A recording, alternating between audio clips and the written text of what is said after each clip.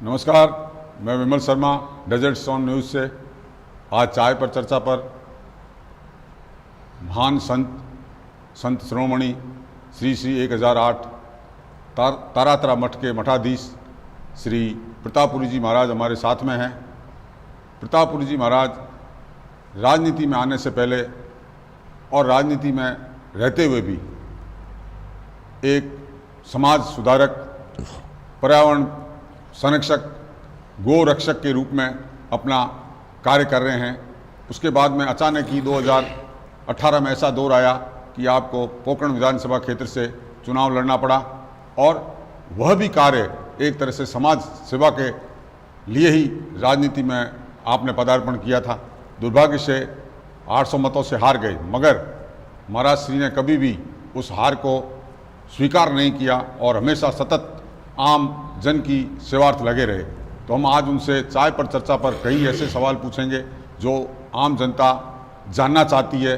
आम जनता की मंशा है कि वो उनके सामने वो सवालों के जवाब रखे जो आम जनता जानना चाहती है। तो मैं महाराज जी से पहला सवाल पूछना चाहूँगा कि आप अचानक ही राजनीति में कैसे आना हुआ?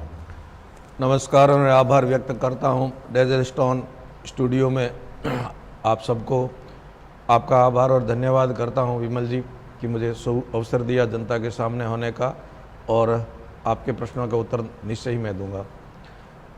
जनता के बीच में आने का सौभाग्य मुझे मिला क्योंकि सेवा धर्मम परमम गहनो योगिनोम अप्यगम्य।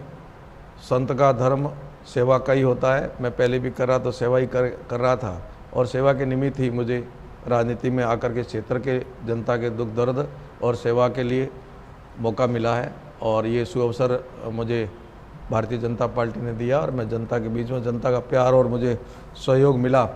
जो 82,000 मत मिले, 82,000 मत कम नहीं होते हैं, और जो प्रेम भाव और अपनत्व दिया उनका मैं हृदय से आभार और धन्यवाद प्रकट करता हूँ। आप राजनीति में आए, हार गए, उसके बाद में आपको एक बार लोगों को लगा कि हो सकता है महाराज जी हार गए तो वापस राजनीति छोड़ के उसमें जाएंगे, मगर आप लगातार राजनीति में सक्रिय रहे। तो अब राजनीति को लेकर आपका आगे क्या योजना है या किस तरह से आप राजनीति में रहना चाहेंगे? विमल जी, राजनीति में आ गए और इस क्षेत्र में काम करने का मन बना लिया है तो निश्चय ही मैं जनता के साथ में सुख दुख में उनके साथ खड़ा रहूँगा। और मेरा जीवन सेवा के लिए है और सेवा के माध्यम, राजनीति के माध्यम से और अच्छी सेवा करूँ, ये मेरा भाव है। और जनता भी चाहती है कि अच्छे कर्मठ कार्यकर्ता सेवा करने में आते हैं तो उनका साथ देते हैं। मैं आपको पिछला एक संस्मरण सुनाऊं कि राजनीति में जब मैं आया और मैंने चुनाव लड़ा तो मेरे पास मात्र 9 दिन मिले थे मुझे, और 9 दिन में इतनी विषम परिस्थितियाँ थी राजनीति की। बीजेपी के यहाँ हमारी जो चुनाव लड़े उस समय पोकरण विधानसभा लगभग 300 किलोमीटर लंबी है और 9 दिन मात्र मिले थे। 9 दिन के उस कार्यकाल के अंदर 82,000 मतदान लाना सबसे बड़ी बात है। और आप देखिए सांचौर से लेकर फलोदी तक जितने भी प्रत्याशी थे, संभवतः 82,000 वोट बहुत कम लोग ले आए हैं, शायद लाई भी नहीं पाए हैं। और जो अंतराल कम हार का रहा वो भी बड़ी बात है, क्योंकि इतना लंबा क्षेत्र और कम समय में फिर भी कार्यकर्ताओं ने मेहनत करी और जनता ने वोट दिए। अब मेरा यही भाव है कि जब इतने लोगों ने मेरे में विश्वास किया तो मैं उनके विश्वास को ठेस नहीं पहुँचाऊँगा और मैं उनके साथ खड़ा रहूँगा। जब भी मैं वो आवाज़ उठाएंगे मैं उनके साथ आवाज़ बुलंद करके उनके साथ खड़ा रहूँगा। आपके सामने, आप जब राजनीति में आए तो आप तो राजनीति का कखा गगड़ी नहीं समझते थे, क्योंकि संत के रूप में आप कार्य कर रहे थे। तो जब जैसलमेर आप आए तो जैसलमेर का आपका मुकाबला एक ऐसे परिवार से था जिसका पिछले 40 वर्षों में एक छत्र जैसलमेर की राजनीति में, चाहे वो पंचायती राज हो या विधानसभा का क्षेत्र हो या लोकसभा क्षेत्र हो, हमेशा ही उनका ही आधिपत्य रहा है। तो उससे उनसे किस तरह से आपने मुकाबला किया? भाई साहब, आपने ठीक कहा। मैं आया तब मुझे ये भी पता नहीं था ब्लॉक किसको कहते हैं, मंडल किसको कहते हैं, रचना के बारे में बिल्कुल पता नहीं था। परंतु मुझे विश्वास था जनता पर कि अब जनता ऊब चुकी है ऐसे लोगों से जो अपने स्वार्थ के कारण, अपनी चालाकियों के कारण पूरे ज़िले को पिछले 25-30 साल से पूरे ज़िले की राजनीति घर के अंदर ला के कब्जे कर ली। और वो कहते थे मेरी जूती भी खड़ी करूँगा तो मैं जिताऊँगा। वो चुनौतियाँ थी हमारे सामने, क्योंकि मेरे साथ जनता थी उस समय। और जनता की आवाज़ और जनता के साथ मेरा बहुत बड़ा उत्साहवर्धन हुआ और मेरे मानव और मानस पटल में एक भाव आया कि मैं मेरे कर्तव्य का बोध करूंगा और कर्तव्य का निर्वहन करूंगा, चाहे कितनी भी विषम परिस्थितियां सामने खड़ी होगी, परंतु मुझे विश्वास था अपने कार्यकर्ताओं पर, जनता पर, और मैं उनके सामने खड़ा करने में सक्षम हुआ और उनके सामने पार्टी को जो भी मैंने योगदान दिया मुझे आज सुकून है और मुझे संतुष्टि है कि कार्यकर्ताओं के बलबूते पर हमने उस चुनौती को स्वीकार किया और मुंह तोड़ जवाब भी दिया।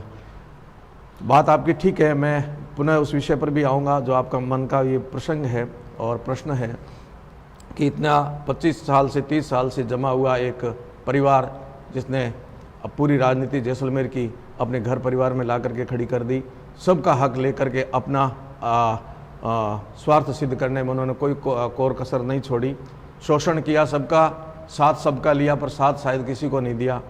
इसका मैं प्रमाण भी आपके सामने दूंगा कि आप देखिए जिनके बलबूतों पर वो चुनाव जीतते हैं, कुर्सी तक पहुंचते हैं, परंतु एक भी व्यक्ति किसी को राजनीतिक क्षेत्र में उन्होंने पनपाया तो मेरे सामने ला करके उदाहरण पेश करें। जिस समाज जिस संप्रदाय से वे आते हैं उनके समाज का भी कोई एक भी व्यक्ति जिसको आगे तक पहुंचाए और राजनीतिक में मेरे सामने कोई उदाहरण नहीं है। हमारे मेघवाल समाज के मतदाताओं से के द्वारा सहयोग देने पर वो काफ़ी अच्छे अंतर से जीतते हैं और उनका साथ मिलता रहा है उनको, परंतु मेघवाल समाज का भी उभरता हुआ चेहरा कोई सामने आया तो उन्होंने साथ नहीं दिया कभी भी, और किसी भी मेघवाल समाज के राजनीतिक क्षेत्र में उभरते हुए चेहरे को कभी उभरने नहीं दिया। इसका एक ज्वलंत उदाहरण मैं आपको दूं, अभी पंचायती राज चुनाव हुए, पंचायती राज चुनाव के अंदर कांग्रेस सिंबल पर, क्योंकि हमारे आदरणीय रूपाराम जी एमएलए साहब भी कांग्रेस से हैं और वो भी कांग्रेस से हैं, दोनों ने कांग्रेस सिंबल पर खड़े किए, तो रूपाराम जी ने उनके सामने कहीं भी अपना कोई प्रत्याशी निर्दलीय नहीं खड़ा किया, और जबकि रूपाराम जी ने जहाँ कांग्रेस की सिंबल दे करके खड़े किए वहाँ उन्होंने सब जगह निर्दलीय खड़े किए। निर्दलीय वो नहीं खड़े किए, खुद के परिवार के ही खड़े कर दिए, ना तो वो किसी पार्टी के हैं, ना किसी परिवार के हैं, ना किसी समाज के हैं, केवल लगता ऐसा है कि वो केवल अपने लिए राजनीति कर रहे हैं, अपने लिए सोच रहे हैं। ये दुर्भाग्य है कि अब भी लोग नहीं समझ पाएंगे तो बहुत ही विषम परिस्थितियां हैं, और मुझे अब लग रहा है कि जनता भी जग चुकी है, समाज भी जग चुका है कि अब वो अपने अधिक स्वार्थ सिद्ध नहीं कर पाएंगे। जिस तरह से पिछले 30 साल 35 साल में एक परिवार की सत्ता रही, अपन देखें तो 20 वर्ष से तो लगातार पंचायती राज में पिछले उनका एक छत्र राज रहा है, और इस दरमियान बहुत बड़े बड़े घोटाले, भ्रष्टाचार हुए हैं और निजी लाभ उठाए हैं। तो आपकी सरकार आती तो कहीं इस क्षेत्र में कोई जांच करवा के या इन लोगों के खिलाफ कार्रवाई करने की मंशा रहेगी? बिल्कुल निश्चय ही रहेगी, और बड़े मनोबल के साथ में मैं आपके सामने कह सकता हूँ कि सत्ता आएगी और समय में आएगा तब सब कुछ करके दिखाएंगे। जो घोटाले भ्रष्टाचार हुआ है वो सब उगलेंगे। आप उदाहरण देखो यूपी का, जैसे योगी जी आए, योगी जी के पास सत्ता आई तो पिछले कई सालों का जो खाया हुआ था सब निकलवा दिया। मुझे दुख और पीड़ा के साथ कहना पड़ रहा है, शायद मेरी ये बातें कहीं को कटु भी लगें, कि जैसलमेर की पावन धरा, पवित्र धरा और धार्मिक धरा, एकदम स्वच्छ लोग मन के यहाँ अधिकांश लोग रहते हैं, पवित्र भाव है इनका, यहाँ की संस्कृति और मिलनसार व्यवहार बहुत अच्छा है। जैसलमेर में आकर के लोगों को सुकून मिलता है, पर तो मैंने अंदर जा कर के देखा तो यूँ गायों के नाम पर भयंकर घोटाला होता है। पिछली बार अखबार के माध्यम से, भास्कर के माध्यम से, अन्य अखबारों के माध्यम से सारी जानकारी हमारे मानस पटल पर आई कि कितनी फर्जी गौशालाएं चलती है, और करोड़ों रुपए जहां 70 गाय हैं और 700 गायों का अनुदान यहाँ उठा रहे हैं। आज भी ऐसा हो रहा है, गायों के नाम पर भ्रष्टाचार करके जैसलमेर जिले में एक और ये पाप कृत्य कर रहे हैं। भयंकर सरकारी अनुदान जो वास्तव में गायों को मिलना चाहिए, गरीबों को मिलना चाहिए, वो ये लोग कंडुली मार करके सर्प बन करके अपने घरों में ले जा करके खा रहे। इनको जरा सी शर्म नहीं आती, जरा सा विचार नहीं आता कि हम कहाँ कहाँ भ्रष्टाचार करना शुरू कर रहे हैं और कहाँ अंत करेंगे। गायों का नहीं छोड़ते, गरीबों का नहीं छोड़ते, यहाँ तक कि नरेगा का जो काम चलता है विमल जी, वहाँ भी मैंने सुना है कि यदि कोई तगारी मिट्टी डालने वाला है तो उनसे भी ये कमीशन खाने की मंशा रखते हैं। गरीब से लेकर के गाय तक केवल डकारने की जो नीति रखते हैं। काय की सेवा है बताओ आप, कितना भ्रष्टाचार। तुलनात्मक अध्ययन किया जाए तो जैसलमेर जिले में इनके माध्यम से सबसे अधिक भ्रष्टाचार, और घर भरो एक योजना चलती है, और हम सब दुखी हैं कि अभी जैसलमेर की जनता धीरे धीरे सचेत हो रही है कि वास्तव में कितने बड़े बड़े घोटाले, यदि घोटाला की लिस्ट खोली जाएगी और घोटाला की लिस्ट वास्तव में खुलेगी तो जैसलमेर की जो करने वाले चंद परिवार हैं जो इतना भयंकर भ्रष्टाचार है, सबसे टॉप में भ्रष्टाचारी होंगे।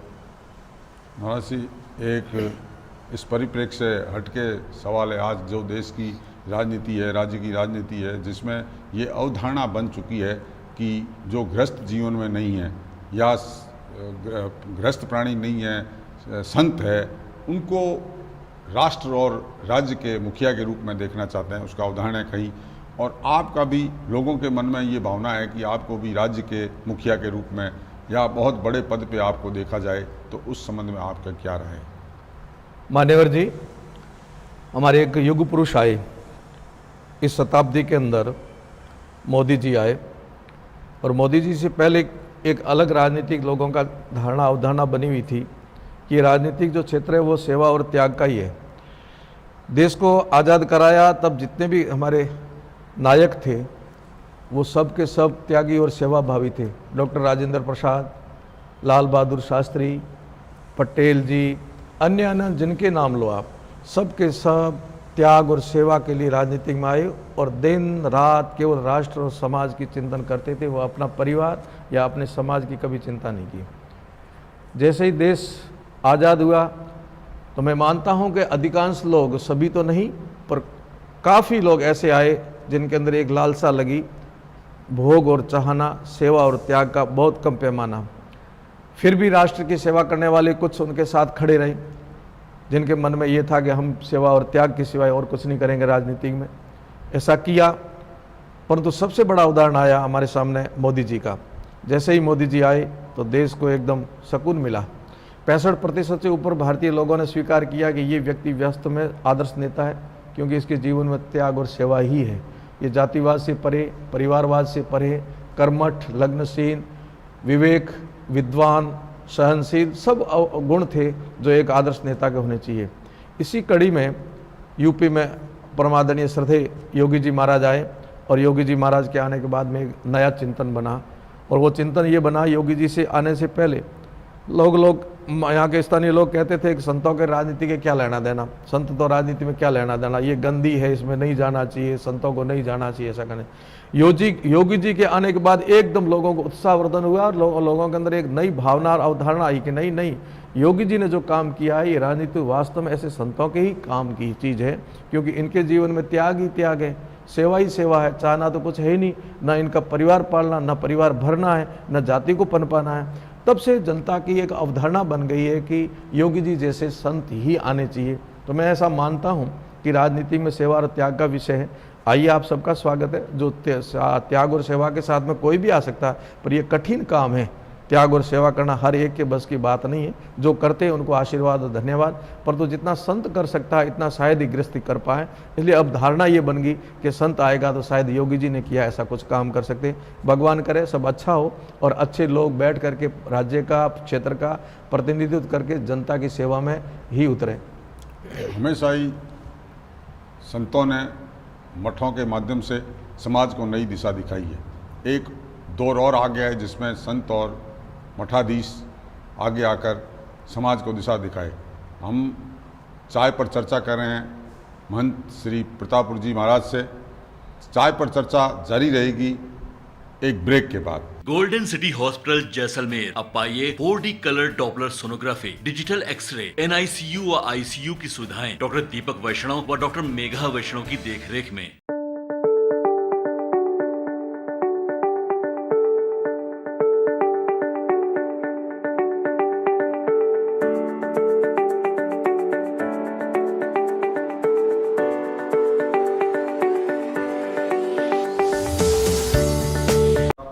ब्रेक के बाद एक बार फिर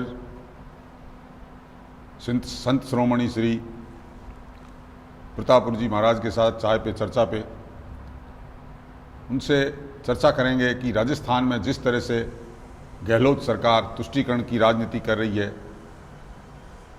समय समय पर होने वाले धार्मिक आयोजन, हिंदुओं के होने वाले धार्मिक आयोजनों पर जिस तरह से वर्ग विशेष द्वारा पत्थरबाजी, छोरेबाजी, महिलाओं के साथ छेड़छाड़ जैसी घटनाएं हो रही है, उसके बाद में भी वर्ग विशेष को संरक्षण दिया जा रहा है, उस संबंध में आपकी क्या राय है? विमल जी, जैसे तैसे सत्ता तक तो ये पहुंच गए, थोथी घोषणाएं करके, सपने दिखा करके, क्योंकि जादूगर है कहते हैं खुद को और जादूगरी दिखाते भी हैं। सत्ता पर पहुंचने के बाद में धीरे धीरे इन्होंने अपना असली स्वरूप दिखाना शुरू किया, और वो असली स्वरूप ये था कि राजस्थान की जो शांत और सौहार्दपूर्ण जनता थी और बहुत अच्छा एक संदेश के साथ में राजस्थान खड़ा था, राजस्थान में कभी ऐसी घटनाएं नहीं घटी, वो इनके कार्यकाल में धीरे धीरे घटनी शुरू हुई। और प्रदेश के प्रत्येक कोने में, प्रत्येक जिले के अंदर ऐसे असामाजिक तत्व जिनको ये संरक्षण देते हैं और संप्रदाय विशेष को पुष्ट करके ये सत्ता तक पहुंचने का प्रयास करते रहे हैं, केवल मात्र अपनी सत्ता तक पहुंचने के लिए, उनके लिए कुछ भी अपना स्वार्थ सिद्ध करने के लिए कर रहे हैं। इसका ज्वलंत उदाहरण है, आप देखिए, बारां से, चित्तौड़ से, भीलवाड़ा से, जोधपुर से, हनुमानगढ़ से, कोई सा जिला देखो, यहाँ योजनाबद्ध ढंग से जब भी हिंदुओं का कोई त्यौहार आया तो पत्थरबाजियाँ हुई, छुरेबाजियाँ हुई, लाठीबाजी हुई, सब कुछ हुआ। परंतु वर्तमान सरकार मूक दृष्टा बन करके उनके पीछे सपोर्ट में खड़ी दिखी, कभी भी उनको रोकने में नहीं दिखी। मुकदमे भी उल्टे हमारे कार्यकर्ताओं पर किए, और यहाँ तक कहना भी शुरू कर दिया माननीय मुख्यमंत्री जी ने, जब जोधपुर के अंदर ये घटना घटी तब ये लिए छुट्टी-पुट घटनाएं हैं, और अपना पल्ला झाड़ने के लिए कितना तर्कहीन बात करते हैं कि ये तो संघ और बीजेपी का प्री प्लान योजना है। आज कोई समझ बुद्धिजीवी नहीं, सामान्य बच्चा भी होगा, वो जानता है कि संघ ने डंडे पकड़ाए या पत्थर पकड़ाए थे, या बीजेपी ने डंडे और पत्थर पकड़ाए थे जो हमारे अपनों पर तुम बरसाओ। ये ऐसा कभी हो सकता? क्या छुरा हमने पकड़ाया था कि हमारे अपने कार्यकर्ता के पीठ पर तुम घोपो? ये कभी भी नहीं होता। ऐसा कहने से आपका ये दोगला रूप कभी भी छुपेगा नहीं। ये जितना तुष्ट करोगे इतना ही आपके लिए घातक है। मैं आपके लिए हो उसकी चिंता नहीं है, पर प्रदेश के लिए आप बहुत घातक काम कर रहे हो। पिछले जैसे जैसे इनका कार्यकाल समाप्ति की तरफ बढ़ता जा रहा है, ऐसे ऐसे ये योजनाबद्ध कार्यक्रम उत्पात करना, असामाजिक तत्वों के माध्यम से सांप्रदाय सौहार्द बिगाड़ने का काम और तेजी से बढ़ाया, और सरकार पूरा सपोर्ट कर रही है। अब ये जनता भी समझ चुकी है, सब समझ चुके हैं कि ये आपका जो रूप है ये अब नहीं चलेगा। ऐसा करना प्रदेश के लिए घातक किया आपने, हम सबको धोखा दिया है। अब आप जवाब दोगे, नहीं तो जनता आपको तो जवाब देगी, और जो ऐसा कृत्य करते हैं उनसे भी सचेत होगी जनता, उनको भी सीख देगी। राज्य में जिस तरह से इन दिनों माहौल है, राज्यसभा के चुनाव हैं, राज्यसभा चुनाव को लेकर जिस तरह से कांग्रेस ने बाहरी उम्मीदवार को लाकर यहाँ टिकट दी है, उसको लेकर न केवल विधायकों में, राज्य की जनता में भी आक्रोश है कि जब हमने विधायक चुने वोट देने के लिए तो बाहर के लोगों को लाकर जिस तरह से राज्यसभा में भेजा जाने की प्रक्रिया चल रही है, उसको लेकर क्या मानना है आप? कांग्रेस चटपटा रही है राजस्थान की, शुरू से लेकर आज दिन तक। कभी भी इनके प्रत्याशी तो छोड़ो, इनके विधायक भी इनके कब्जे में नहीं रहे। अभी मंत्री बोलने शुरू हो गए, खेल मंत्री जी, माननीय मंत्री जी बोले, उससे पहले घोगरा जी ने इस्तीफा दे दिया। असंतुष्टि की लहर जनता में ही नहीं, इनके खुद के जो प्रत्याशी नहीं, इनके जो खुद साथी है उनके अंदर भी है। कोई संतुष्टि नहीं। उससे पूर्व देखो आप, कितना बड़ा बवाल हुआ था, अपने जैसलमेर में आके डेरा डाला। इनकी सांसें रुक गई थी सबकी कि पता नहीं कब हमारे से सत्ता छीन ली जाएगी, कब चली जाएगी, हमारे साथी हमारा साथ छोड़ देंगे। ऐसी स्थितियाँ 12 महीने में खड़ी हो गई थी। इनके सत्ता के आते ही बहुमत लिया, फिर भी ये शांति से कभी भी बैठ नहीं पाए, शांति से राज नहीं कर पाए, शांति से जनता की सेवा नहीं कर पाए, ये उलझे हुए रहे हैं। तो ये अभी जो राज्यसभा का चल रहा है, बाहरी लाए और फिर भी इनके बस की बात नहीं। चाहे बाहरी की, या अंदर का भी खड़ा करते हैं या बाहर का खड़ा करते हैं, चटपटाई हुई है। और ये कुछ नहीं कर सकती, जनता की सेवा भी नहीं कर सकती, अपनों को भी नहीं रख सकती साथ में। एक वर्ग विशेष का जैसलमेर में चलन हो गया है कि सरहद का सुल्तान, सरहद का किंग, जेशान धनी, इस तरह के अलंकार अपने आप को लगाकर और महिमा मंडित करने का प्रयास कुछ लोग कर रहे हैं, कुछ परिवार कर रहे हैं। उस संबंध में आपकी क्या राय है? कितना उपहास का विषय है कि सरहद का सुल्तान खुद को कैसे घोषित कर रहे हैं और कैसे महिमा मंडित कर रहे हैं। जेशान धनी कहना, इस प्रजातांत्रिक इस प्रणाली के अंदर स्वयंभू बन करके जनता को बरगला करके चतुर और चालाकियों से कोई सरहद का सुल्तान नहीं बन सकता। आखिर उनकी पोल खुलती है कि सरहद का सुल्तान कौन और कैसे लोग होते थे और कैसे लोग हैं। आप सरहद का सुल्तान बने, चाहे आप सरहद के जेसाण धनी बने, ये आपका दिया हुआ जनता कभी सहन नहीं करेगी और ये प्रजातांत्रिक है। और जिनके पास ये शोभा देती वो आज भी विद्यमान होंगे, रहेंगे। प्रजातांत्रिक जनता तय करती है। सरहद के सुल्तान और सरहद के चाणक्य आप सबको जनता ने बता दिया है कि सरहद के चाणक्य भी आप कितने हो और सरहद के सुल्तान कितने हो। ऐसे महिमा मंडित करके जैसलमेर की जनता को बरगलाना उचित भी नहीं है। और ज़्यादा जनता की, जैसलमेर की जनता जागरूक और समझदार है। ये आपका टाइटल लंबा चलने वाला भी नहीं है, इसको अन्यथा ना ले, इसको चलाएं तो भी ठीक नहीं है। यदि चलाते तो जनता, जैसलमेर की जनता वो उत्तर देना भी शुरू कर देगी कि आप कैसे बने हो, सरहद के सुल्तान का मायना क्या होता है और जेसाण धनी कौन है थे और कौन होने चाहिए। और आप अब ऐसी बातें करते हो। प्रजातांत्रिक समय विषय में भी आप कभी बोलते नहीं हो, कभी प्रतिक्रिया नहीं करते कि अब जेसाण धनी हमें क्यों कह रहे हो, या हम सरहद के सुल्तान है नहीं, हम तो सरहद के फ़कीर ज़रूर है। ये कहते तो अच्छा लगता है। या सरहद का एक और शब्द है, मैं मेरे मुंह से नहीं कहना चाहूँगा, जो अशोभनीय, उसमें शय आता है शुरू में, आप समझ जाइए क्या होता है, तो वो अच्छा नहीं लगेगा ऐसा कहना आपको।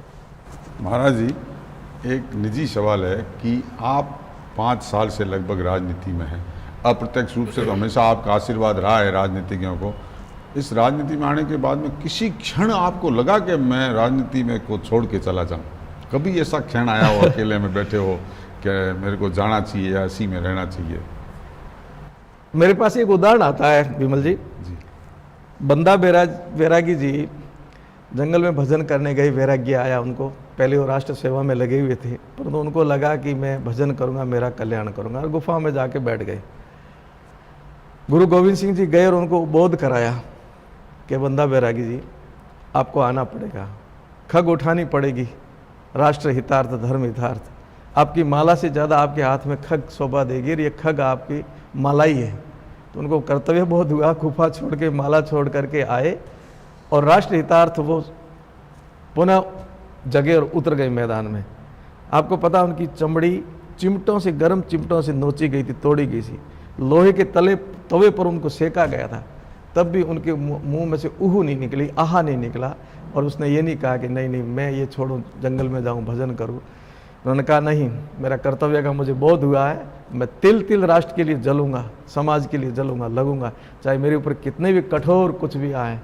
तो मेरे सामने वो एक आदर्श उदाहरण है। मेरे सामने जब भी ऐसा मन आता है, मैं उन बंदा बैरागी जी को देखता हूँ, हमारे क्रांतिकारियों को देखता हूँ, अन्य संतों को देखता हूँ, जो केवल गुफाओं में नहीं बैठ करके नर सेवा, नारायण सेवा या राष्ट्र साधना से बड़ी साधना स्वयं की नहीं मानते। वो साधना, राष्ट्र साधना सबसे बड़ी साधना। और मुझे वो पंक्तियाँ भी याद आती है भर्तृहरि जी की।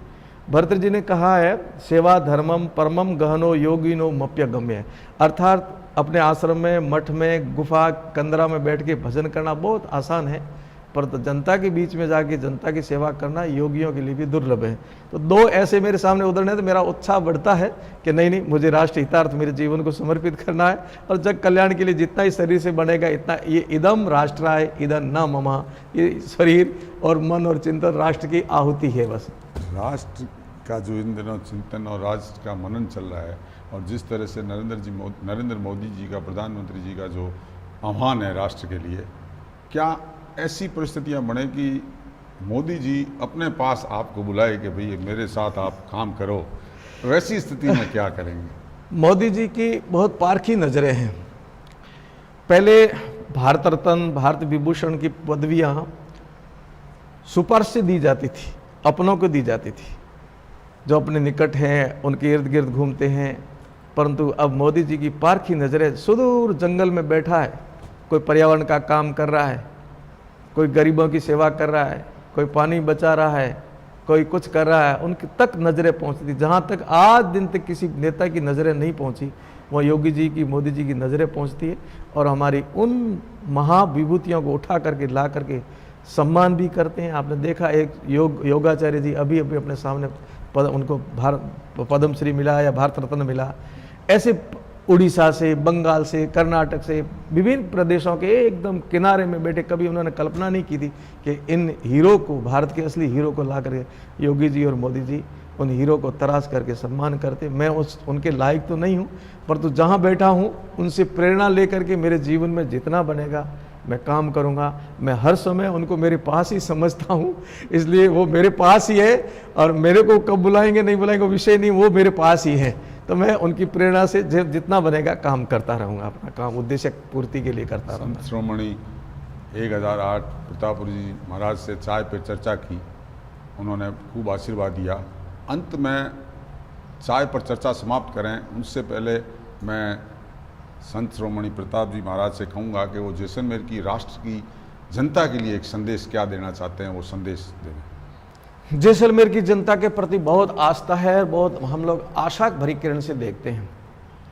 और मुझे पुनः कुछ ऐसी पंक्तियां मैं कहता रहता हूं, मुझे याद आई, हम कौन थे क्या हो गए और होंगे क्या अभी। पुनः दोहराता हूं ये पंक्तियां, हम कौन थे क्या हो गए और होंगे क्या अभी, आओ मिलकर विचारें ये समस्याएं सभी। जैसलमेर का इतिहास, राजस्थान का इतिहास, भारत का इतिहास, हम कौन थे, हो क्या गए हैं वर्तमान में और क्या हो जाएंगे। इन समस्याओं पर बैठ करके हम एक जगह बैठ करके चिंतन नहीं करेंगे तो हम जाने भविष्य क्या बनेगा।